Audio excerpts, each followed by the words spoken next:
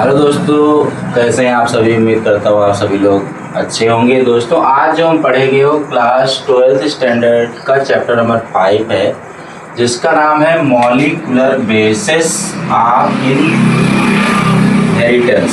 ठीक है, जिसको हिंदी में बोलते हैं वंशागत के आणविक आधार। तो दोस्तों क्या है कि ये जो चैप्टर है ये थोड़ा केमिस्ट्री बेसिस पे है, लेकिन हम आपको ये प्रॉमिस देते हैं कि ये चैप्टर आपको बहुत इजीली समझ में आएगा। बस आपको आज का जो चैप्टर का पहला हमारा लेक्चर है, आप उसको अच्छे ध्यान से देखिए और ये जो चैप्टर है आपको इजीली बहुत ही बढ़िया आपको नज़र आएगा। तो दोस्तों चलिए हम स्टार्ट करते हैं आज का जो ये लेक्चर है। उससे पहले दोस्तों इसमें बहुत सारे टॉपिक हैं, हम पढ़ेंगे एक एक करके। आज जो हम पढ़ने वाले हैं वो डीएनए पढ़ेंगे। क्या पढ़ेंगे? डीएनए पढ़ेंगे। DNA deoxyribonucleic acid. अभी हम आगे देखेंगे डीएनए की संरचना बना करके किसको डीएनए बोलते हैं, किसको आरएनए बोलते हैं। उससे पहले अगर देखें दोस्तों, जैसे यहाँ पर एक हम ले ले सेल, ये क्या है? सेल है। अभी हम इसको डिटेल पढ़ेंगे, थोड़ा पहले हम जान लेते हैं बेसिक। सेल है, ठीक है। और सेल के अंदर आपको पता है क्या होता है? न्यूक्लियस होता है। क्या होता है? न्यूक्लियस होता है। और इस न्यूक्लियस के अंदर क्या होता है? क्रोमोसोम होता है। क्या होता है? क्रोमोसोम। और इस क्रोमोसोम के अंदर हमारा जो प्यारा सा डीएनए होता है। क्या होता है? डीएनए।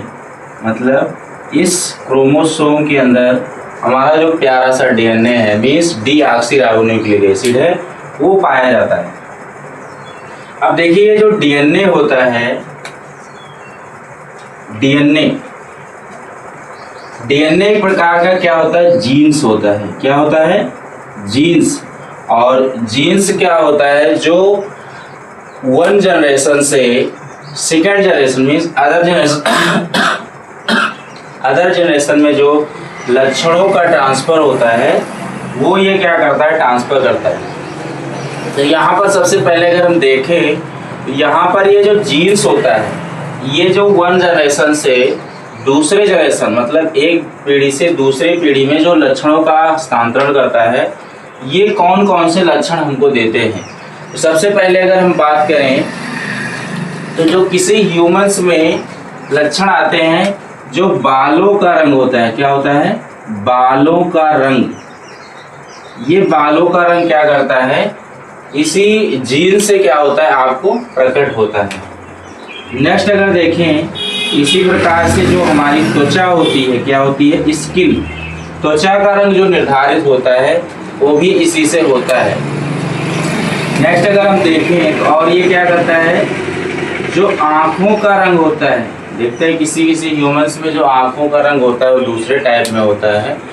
तो ये भी क्या करता है? डीएनए में से एक प्रकार का जो जीन्स है जो लक्षणों को ला रहा है, वो आँखों का रंग भी इसी के अकॉर्डिंग जो है ये आता है। नेक्स्ट अगर देखा जाए, जो लंबाई होती है किसी ह्यूमंस में, जो हाइट होती है, वो भी इसी के द्वारा जो है आता है। तो एक प्रकार का देखें हमने सेल के अंदर क्या होता है और सेल के न्यूक्लियस के अंदर क्या होता है और न्यूक्लियस के अंदर में क्या होता है, और ये जीन्स को किस तरीके से प्रकट करता है, मीन्स कौन कौन से लक्षण एक पीढ़ी से दूसरी पीढ़ी में आते ही देखा हमने। नेक्स्ट इसमें कुछ हम देखेंगे जनरल फीचर जो होती है इसकी। सर्वप्रथम देखा जाए, ये जो न्यूक्लिक अम्ल है, न्यूक्लिक एसिड है, एसिड एक प्रकार का तरलीय पदार्थ होता है, आपको पता ही है।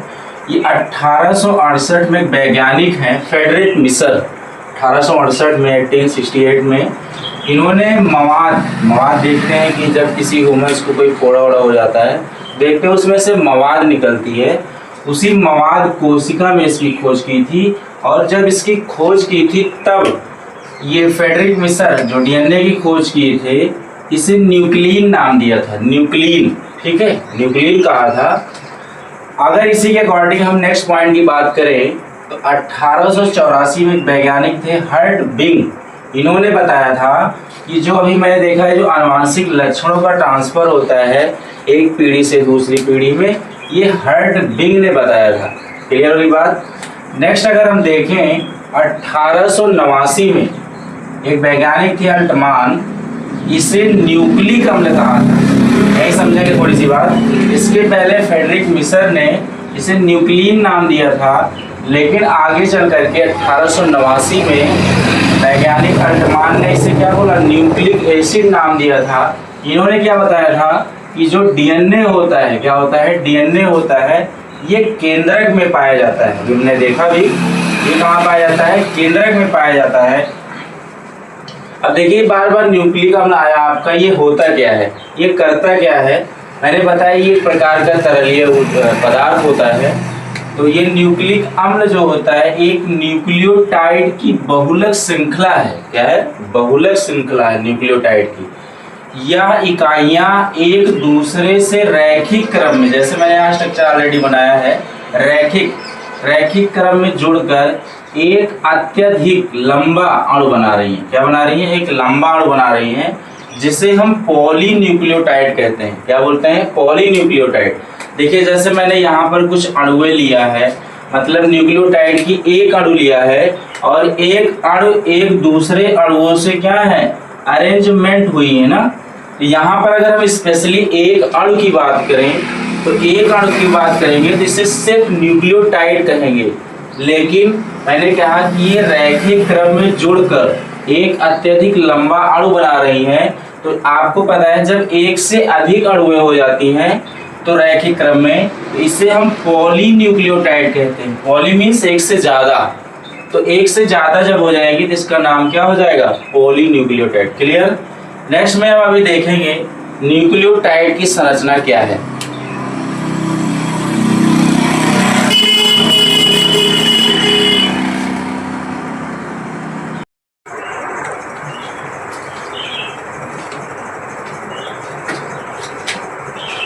नेक्स्ट हम देख रहे हैं न्यूक्लियोटाइड की संरचना। क्या देख रहे हैं, न्यूक्लियोटाइड की संरचना, स्ट्रक्चर ऑफ न्यूक्लियोटाइड।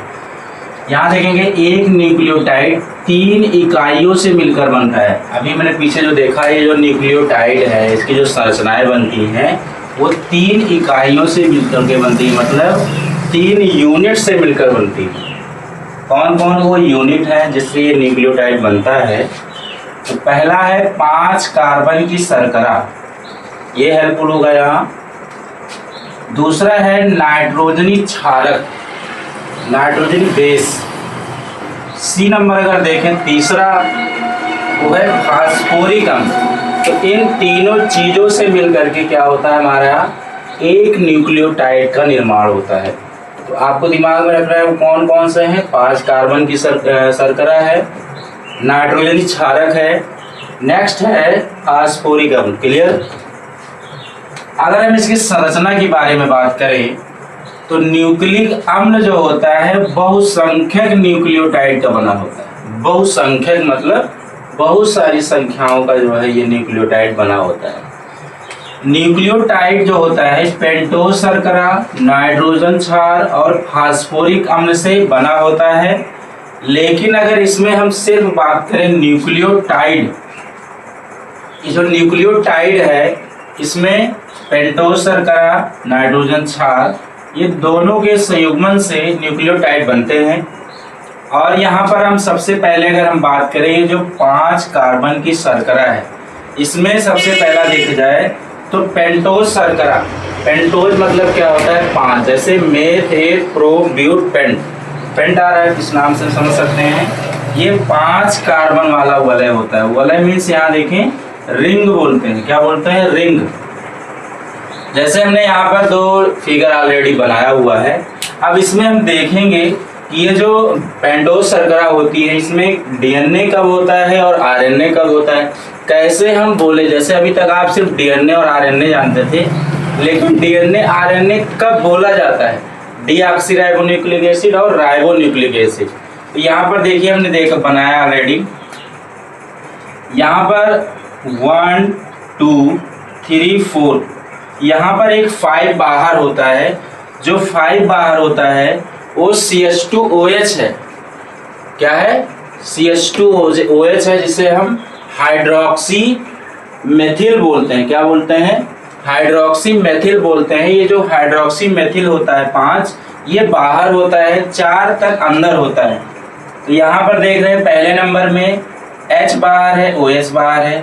फिर दूसरे वाले में देख रहे हैं H अंदर है, OH बाहर है। तीसरे में देख रहे हैं H बाहर है, H अंदर है, OH बाहर है। और जो चौथा नंबर है, चौथे नंबर में H बाहर है और CH2OH बाहर है। तो इसमें CH2OH बाहर है, H बाहर है। नेक्स्ट सेम फिगर रहेगा दूसरे वाला भी। यहाँ पर भी हम नंबरिंग कर सकते हैं 1 2 3 4। अभी मैंने बताया एक बाहर 5 होता है। तो यहाँ पर भी एक H बाहर, OH बाहर, एक H अंदर, एक OH बाहर, एक H अंदर और एक OH बाहर। H यहाँ चौथे नंबर देख रहे हैं H बाहर है और CH2OH हाइड्रोक्सी मेथिल जो है ये दोनों बाहर हैं। अब इसमें से हम कब DNA और कब RNA बोलेंगे समझेंगे। इसमें से जब हम एक O को हटा देंगे, क्या क्या बोल देंगे, एक O को हटा देंगे तो सिर्फ बचेगा क्या, H। और इसमें से हमको O को नहीं बाहर करना है, इसमें एक O को हमने बाहर कर दिया। तो जब एक O बाहर हो जाता है किसी पेंटोस शर्करा में तो उसे हम बोलते हैं फिगर ऑफ DNA। वो कौन सा फिगर कहलाएगा, DNA का कहलाएगा। और जिसमें सिर्फ वो H दोनों रहते हैं, उसमें कोई परिवर्तन नहीं होता है, कोई H बाहर नहीं होता है, उसे हम बोलते हैं फिगर ऑफ RNA। अब इसमें हम देख रहे हैं कि किस तरीके से पेंटोस शर्करा बनी। आई होप आपको अच्छा लगा होगा। आपको इसी तरीके से कंटेंट मिलता रहे। आपको इसके लिए हमारे चैनल को सब्सक्राइब करना पड़ेगा। नेक्स्ट हम आगे पढ़ेंगे नाइट्रोजनी क्षार नेक्स्ट की वीडियो में। तब तक आप इस लेसन में मॉलिक्यूलर बेसिस आप इनहेरिटेंस को अच्छे से पढ़ें। मैं आपको इसको इजीली बना कर दूंगा, ये हमारी गारंटी है। दोस्तों आपको इसी तरीके से वीडियो मिले प्लीज़ हमारे चैनल को सब्सक्राइब करें, लाइक करें, शेयर करें दूसरों के साथ। तो आज के लिए इतना ही, फिर मिलते हैं नेक्स्ट क्लास में। तब तक के लिए थैंक यू क्लास।